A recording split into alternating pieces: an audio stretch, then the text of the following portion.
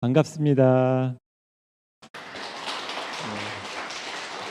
아, 언제나 느끼는 거지만 생명의 교회에 오면은 천상의 찬양 소리를 들어서 너무 은혜가 많습니다. 시작할 때부터 하늘의 문이 열리는 듯한 느낌을 받고 성령님이 이곳에 가득하다는 느낌을 항상 느낍니다. 어, 사실 이 저희가 생명빛 교회와 인연을 맺게 된 것은 우리 목사님이 말씀하신 것처럼 2015년도에 콘서트를 시작했을 때 많은 성도님들과 목사님 부부가 저희 콘서트 앞자리를 지켜주시면서 해맑은 얼굴로 저희를 박수 쳐줬던 것이 늘 기억에 납니다. 그걸 시작으로 여태까지 이어오게 되었는데 참 소중한 인연이라 생각합니다. 그때는 저희가 후원을 하는 기업으로서 또 피아니스트로서 맺어진 인연이었는데 지금은 저희가 더 많은 후원과 기도를 받는 역할이 돼서 참으로 하나님의 은혜가 하나님의 계획이 참 놀랍다는 생각을 많이 갖게 됩니다. 먼저 이런 귀한 자리에 저를 세워주신 우리 김물 목사님께 감사드리고 완전한 주님께서 부족한 저를 통해서 전하실 메시지들이 여러분들의 삶에 많은 영향을 주길 바랍니다. 네, 오늘 말씀을 먼저 읽고 가도록 하겠습니다. 봉독하도록 할 텐데요. 마태복음 16장 13절에서 18절 말씀입니다. 다 같이 제가 한 절 읽고 한 절씩 교대로 봉독하도록 하겠습니다. 예수께서 빌립보 가이사랴 지방에 이르러 제자들에게 물어 이르시되 사람들이 인자를 누구랴 하느냐.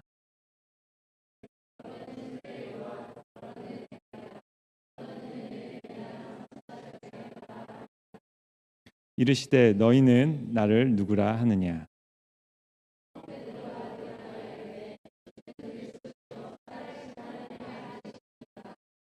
아멘. 네, 요한복음 21장 15절에서 19절 계속해서 봉독하시겠습니다. 그들이 조반 먹은 후에 예수께서 시몬 베드로에게 이르시되 요한의 아들 시몬아 내가 이 사람들보다 나를 더 사랑하느냐 하시니 이르되 주님 그러하나이다. 내가 주님을 사랑하는 줄 주님께서 아시나이다. 이르시되 내 어린 양을 먹이라 하시고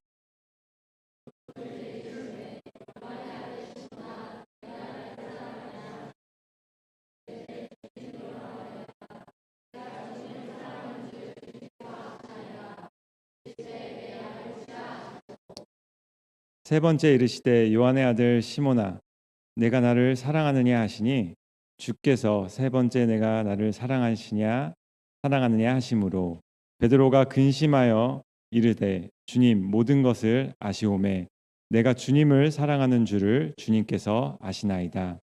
예수께서 이르시되 내 양을 먹이라.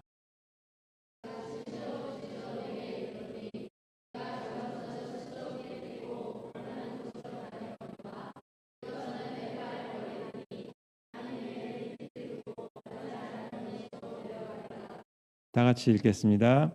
이 말씀을 하심은 베드로가 어떠한 죽음으로 하나님께 영광을 돌릴 것을 가르치십니다. 이 말씀을 하시고 베드로에게 이르시되 나를 따르라 하시니 아멘. 네, 잠시 기도하고 말씀 전하도록 하겠습니다. 사랑의 주님, 오늘 이 시간을 통해 주님께서 하실 말씀들을 각자의 마음속에 새겨주시고 그 말씀을 힘입어 주님의 나라와 의를 위해 기쁘게 헌신하는 저희들 되게 하여 주시옵소서. 부족한 저를 감추시고 오직 주님의 영광만이 드러나게 하여 주시길 예수님의 이름으로 간절히 기도드립니다. 아멘. 네, 우리는 살아가면서 수많은 질문을 받습니다. 네, 무슨 일을 하세요? 또 어디 사세요? 혹은 무슨 공부를 하세요? 결혼하셨습니까? 아이는 있습니까? 등등 질문을 굉장히 많이 받아요. 또한 나 자신에게도 참 많은 질문들을 해요. 나는 뭘 하고 살아가야 되지? 내가 좋아하는 거는 뭘까? 지금 나는 잘하고 있나? 매 순간 스스로에게도 질문을 던진다는 거죠. 음. 하지만 이 많은 질문들 중에 가장 중요한 질문이 한 가지 있다면 그것은 바로 나는 누구인가라는 질문입니다. 사람이 태어나서 자라다 보면은 사춘기라는 2차 성징기를 겪게 됩니다. 이때는 몸의 변화도 일어나고 키도 무척 자라게 되고 예전에 어렸을 때 나의 모습과는 사뭇 다른 모습으로 변화된다는 거죠. 그리고 이때 정체성의 혼란이 일어나기도 한다는 겁니다. 네. 그때 하는 질문이 뭡니까? 나는 도대체 누구인가? 어, 나는 어디로부터 왔으며 나는 뭘 하고 살아가야 되며 나의 장점과 단점은 무엇이며 내가 잘할 수 있는 것은 무엇이며 어떤 직업을 가져야 될 것인가? 이런 고민들을 많이 한다라는 거죠. 이 시기에 그걸 잘 발견하지 못하면 나도 모르게 방황의 길을 걷게 됩니다.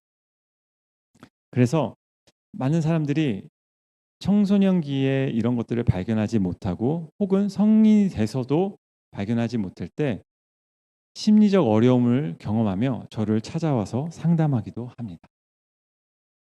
그런데 오늘 본문을 보면 예수님은 우리 각자가 스스로에 대해 알아가는 것에 앞서서 더 근본적인 질문을 던지고 계시다는 거죠. 그것이 무엇입니까? 너희는 나를 누구라 하느냐? 예수님 자신을 소개하고 계신다는 거죠. 이 질문은 단순히 정답을 맞히는 질문이 아니에요. 예수님이 이 질문을 하신 이유는 예수님이 누구인지 정확하게 아는 사람만이 자기 자신도 정확하게 알 수 있다는 것이기 때문입니다. 그래서 예수님은 먼저 이렇게 물으셨어요. 사람들이 인자를 누구라 하느냐? 이를 들은 제자들이 아마 정답을 얘기하기 위해서 생각을 했겠죠. 네. 그래서 사람들이 얘기하는 이야기를 먼저 꺼냅니다. 세례 요한, 엘리야, 예레미야 혹은 선지자 중 하나라고 이야기를 합니다. 사람들은 나름대로 존중과 존경, 기대를 바탕으로 예수님을 평가했어요. 그렇지만 이 대답들은 본질을 비껴간 말이었다는 거죠.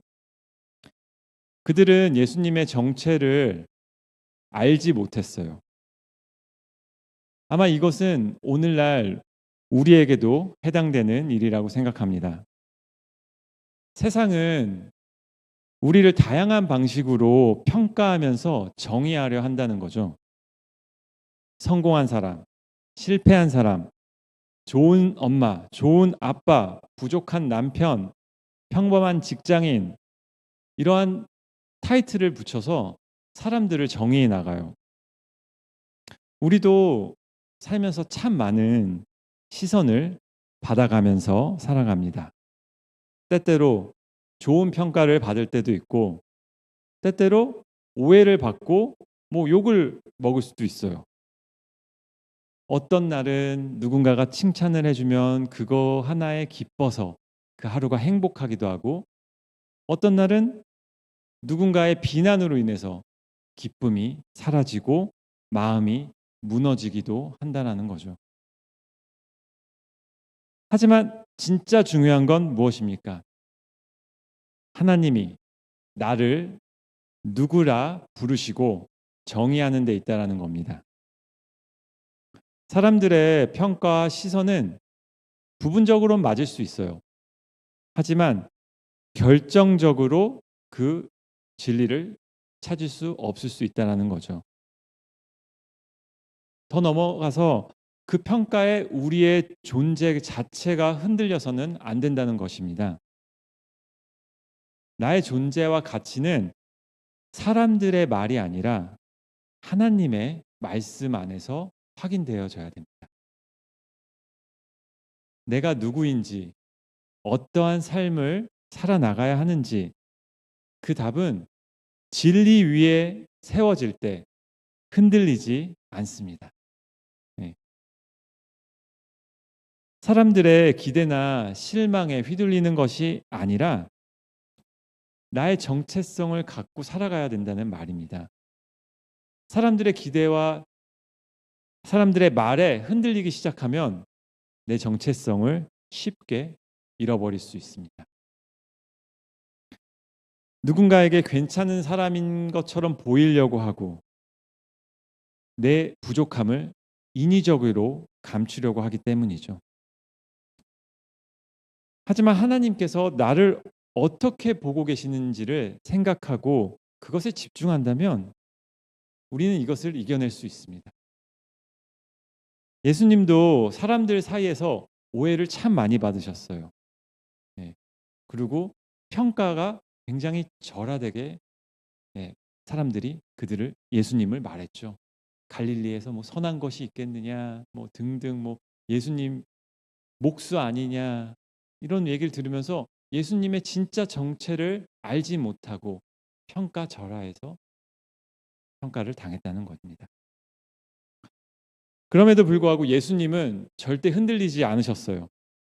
왜냐하면 자신이 누구인지를, 그리고 어디서 왔고 이 땅에 왜 오셨는지를 정확하게 알고 계셨기 때문입니다. 이 말은 자기의 정체성에 대해서, 자기 소명에 대해서 정확하게 알고 계셨다는 겁니다. 그렇다면은 여러분은 자신이 누구인지 정확하게 알고 계십니까? 예수님은 자신이 누구인지 정확하게 아시고 질문하세요. 그래, 다른 사람들은 좋다. 그러나 내 제자들, 너희는 나를 누구라 하느냐? 예수님의 질문에 뭐뭐 했을 거예요. 정답을 막 찾았겠죠, 머릿속으로. 근데 그중 한 사람, 베드로죠. 수제자 베드로가 분명하게 대답합니다. 우리 마태복음 16장 16절을 다 같이 한번 읽어보겠습니다. 네, 띄워주실 수 있나요? 네. 16절 띄워주시면 될 것 같습니다. 네. 이전 16절이요. 네. 이전으로. 네네. 다 같이 읽도록 하겠습니다. 하나, 둘, 셋. 이르시되 너희는 나를 누구랴 하시니 시몬 베드로가 대답하여 이르시되 주는 그리스도시요 살아계신 하나님의 아들이시나이다. 아멘. 이 고백은 단순한 지식에서 나온 말이 아닙니다. 예수님은 이에 대해 분명히 말씀하셨어요. 이를 내게 알게 한 이는 혈육이 아니요 하늘에 계신 내 아버지시니라. 다시 말해 이 고백은 하나님의 계시, 곧 진리 위에 선 고백이었다는 겁니다. 사람들의 시선은 흐릿하고 때때로 정확하지 않을 수 있지만 하나님의 진리는 분명하고 정확합니다. 베드로는 그 진리 위에서 예수님을 그리스도 하나님의 아들이라고 고백했습니다. 이 짧은 한 문장 안에는 예수님의 정체성과 사명, 이 모두가 담겨져 있습니다. 그리스도란 무엇입니까? 기름 부음을 받은 자, 즉 메시아를 뜻합니다. 인류를 구원하실 유일한 구세주라는 의미입니다. 그렇다면 하나님의 자녀는, 아들은 무엇입니까? 단순한 자녀의 의미를 넘어선 의미가 있다는 겁니다. 하나님의 본성과 권위를 가지신 유일한 분이라는 고백입니다. 이러한 베드로의 고백 위에 예수님은 이렇게 말씀하시죠. 너는 베드로라. 내가 이 반석 위에 내 교회를 세우리니. 예수님께서는 지금 베드로에게 정체성만 주신 것이 아니라 사명까지 함께 부여하였습니다. 시몬은 이제 베드로, 즉 반석이 됩니다. 그의 기질이 바뀌었다는 말이 아니에요. 이전의 삶이 무의미해졌다는 얘기도 아닙니다. 예수님은 그가 어떤 사람인지 정확하게 아셨고 그 위에 새로운 이름과 하늘의 목적을 덧입히셨다는 겁니다. 베드로는 어떤 사람이었습니까? 베드로는 본래 고기를 낚는 어부였어요. 그러나 예수님께서 그를 찾아가세요. 그리고 뭐라고 말씀하시죠? 이제부터 사람을 낚는 어부가 되게 하리라. 그의 기질은 그대로였죠. 하지만 삶의 목적, 방향, 그것이 달라졌습니다. 이제 그는 물고기가 아닌 사람의 영혼을 주께로 이끄는 자가 되었다는 것입니다. 더 나아가 그의 존재와 사명은 공동체 안에서 더욱 분명해졌습니다. 베드로는 이제 개인의 변화뿐 아니라 그의 삶 자체가 교회의 기초가 되는 사명을 품게 되었다는 거죠. 그는 단순히 예수님만 따라다니고 제자의 역할을 하는 것을 넘어서서 예수님의 승천 이후 복음의 증인으로서 교회의 대표성과 사도의 역할을 감당하게 된 것입니다. 이것이 바로 복음이 우리 안에서 이루어지는 일입니다. 예수님은 우리의 기질이나 배경을 절대 무시하지 않으세요. 도리어 우리를 가장 깊이 이해하시고 우리의 본성과 삶의 이야기들을 하나님의 구속 사역과 연결해서 그것을 만들어 가신다는 거죠. 그리하여 우리 각자도 베드로전서 2장 5절에 나온 베드로의 말처럼 산 돌, 살아있는 돌, 그 역할로서 영적 집을 세우는 교회의 일부가 되어가는 것입니다. 말씀드린 것처럼 예수님은 제자들에게 너희는 나를 누구라 하느냐라고 물으신 데서 끝내지 않으시고 그 질문을 대답한 고백한 베드로에게 예수님은 삶의 방향과 새로운 정체성을 부어주셨다는 거죠. 이 말씀은 베드로의 인생이 단순히 믿는 자로서 머무는 것이 아니라 하나님의 일을 감당하는 자로 부르셨다는 말이기도 합니다. 근데 이 부르심이 있다고 해서 그것들을 할 수 있느냐? 그것은 또 다른 영역입니다. 네. 베드로가 처음부터 이 사명을 잘 감당했던 건 아니에요. 모두 다 잘 아시겠지만 그는 이 이후에 예수님이 잡혀가실 때 3번이나 부인을 합니다. 그리고 부활 후에도 낙심하여 갈릴리로 돌아가서 자신의 예전 삶인 즉 고기를 낚는 어부의 삶으로 되돌아간다는 겁니다. 우리가 소명을 받고 정체성을 알아도 넘어질 수 있다라는 겁니다. 힘들 수 있다라는 겁니다. 완벽하게 못할 수 있다라는 거예요. 근데 그런 우리에게 예수님은 어떻게 하시나요? 이제 뒤에 보면 오늘 본문이죠. 예수님은 또다시 예전의 나로 돌아간 그 베드로에게 직접 찾아가십니다. 근데 저는 너무 감동인 게 이 말씀을 항상 볼 때마다 예수님이 저 같았으면은 요즘 스타일로 사이다 복수 막 가서 야 네가 어떻게 날 배신해 누구 막 머리끄댕이를 잡고 막 욕을 할 것 같아요. 복수하러 찾아갈 것 같아요. 근데 예수님은 찾아가서 뭘 하시죠? 아침을 차리세요. 고기를 잡은 거를 구우시고 떡을 구우시고 얼마나 맛있었겠습니까?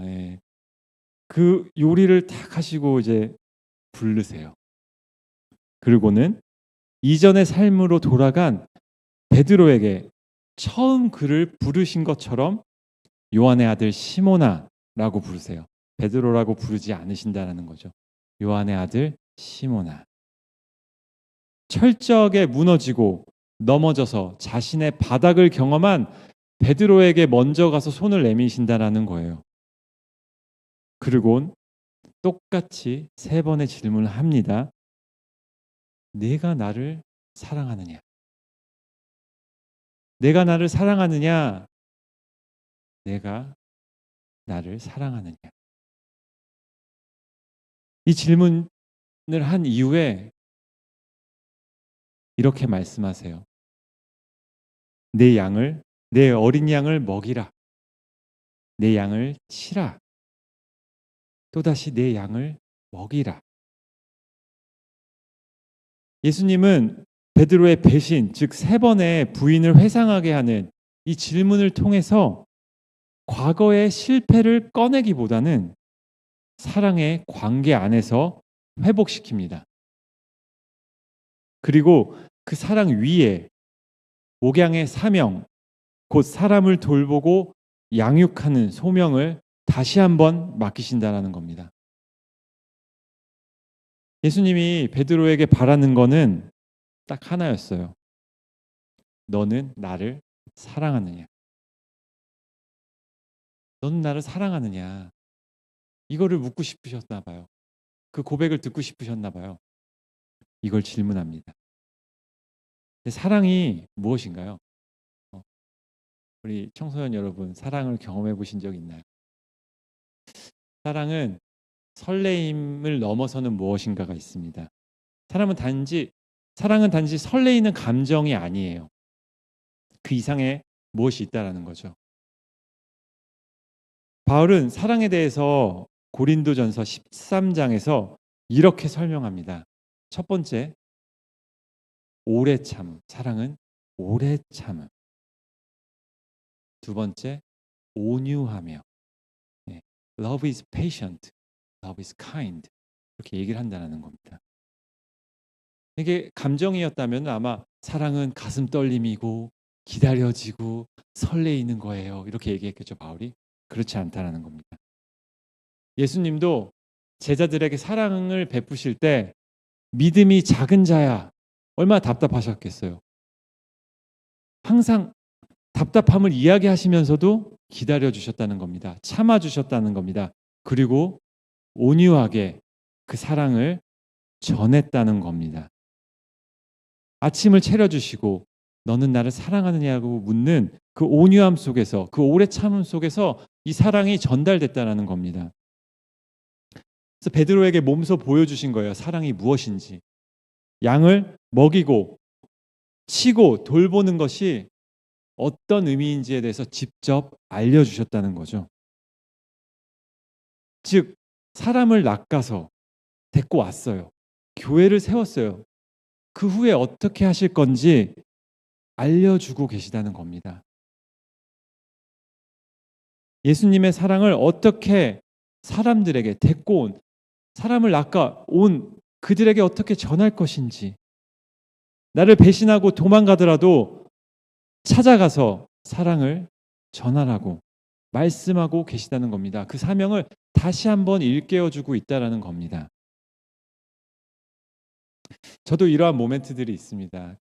결혼을 하고 우리 정한 피아니스트를 만나고 난 후에 깊이 저의 정체성에 대해서, 저의 사명에 대해서 고민했어요. 하나님은 나를 무엇라고 부르실까?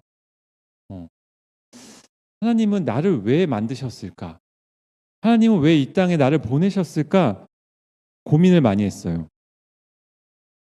저는 원래 사업가였어요. 근데 정한 피아니스트를 만났을 때 제가 물어봤어요. 저는 사업에 대해서 좀 회의감이 있었습니다.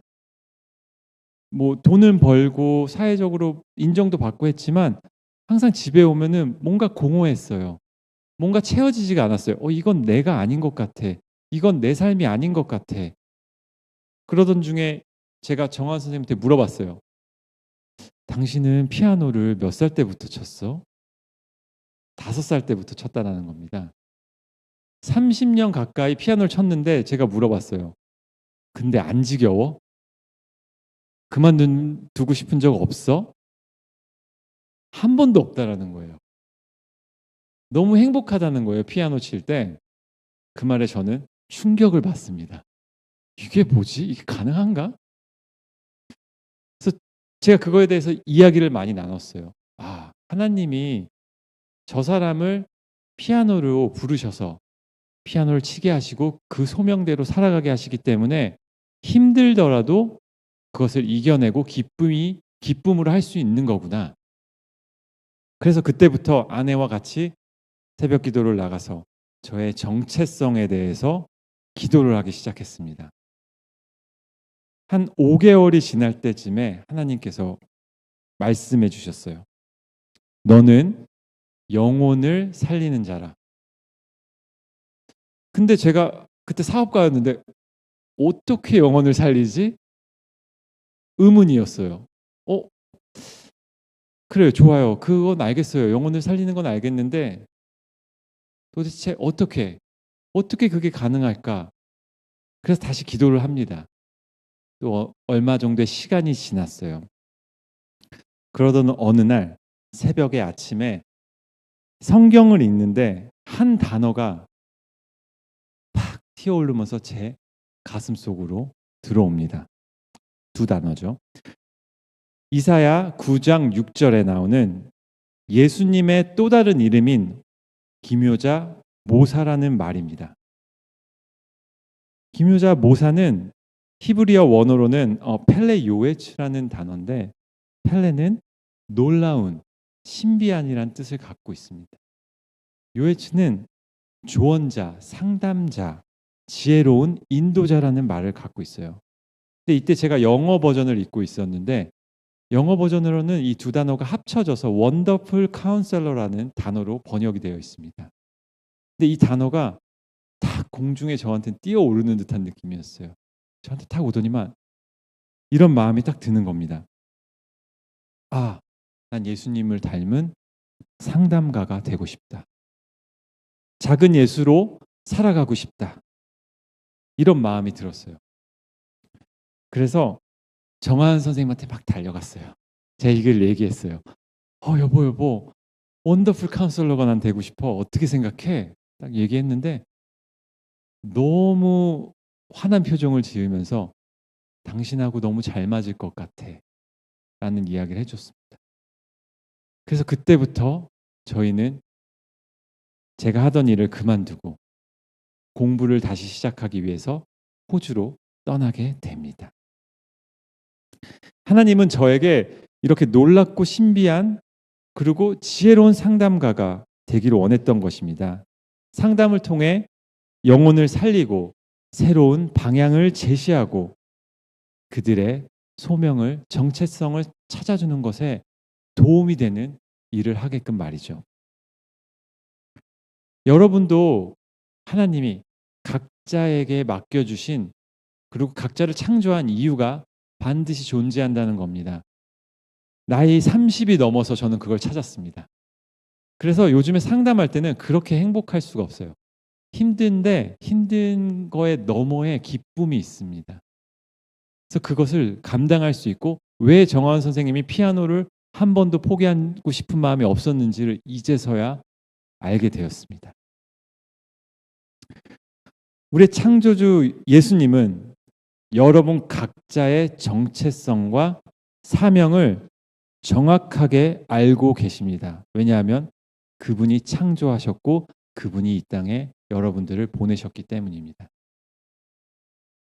어부였던 베드로를 사람을 낚는 자로 부르셨고 그의 실패 이후에도 또다시 찾아가셔서 내 양을 먹이라, 치라 라는 사명을 부어주셨다는 겁니다. 우리가 상황이 어떻든 넘어지든 쓰러지든 무너지든 하나님을 저주하든 하나님은 개의치 않으세요. 한 번 찍은 영혼은 그 사명을 다하게끔 이끄시고 부으신다라는 겁니다. 그리고 그러한 힘도 함께 부어주신다는 거예요. 말씀을 정리하면서 다시 앞으로 한번 가보겠습니다. 예수님은 제자들에게 물으셨어요.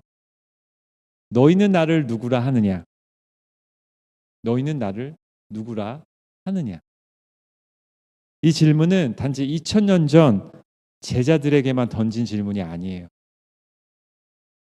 오늘 이 자리에 계신 여러분들에게도 동일하게 묻고 계시다는 겁니다. 너는 나를 누구라 하느냐?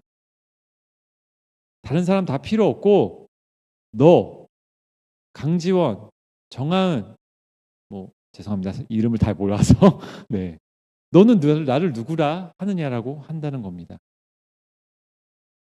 그리고 또 하나의 질문을 던지십니다.